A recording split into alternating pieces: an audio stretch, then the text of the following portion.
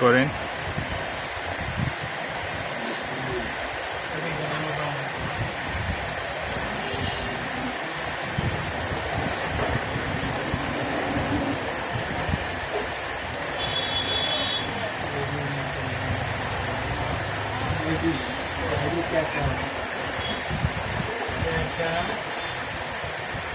নাম দিতে পারবে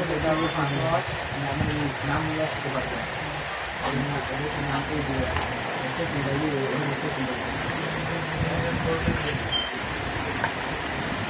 ফোনের ব্যাকগ্রাউন্ডটা দেখেন। আগে দেওয়ার পরে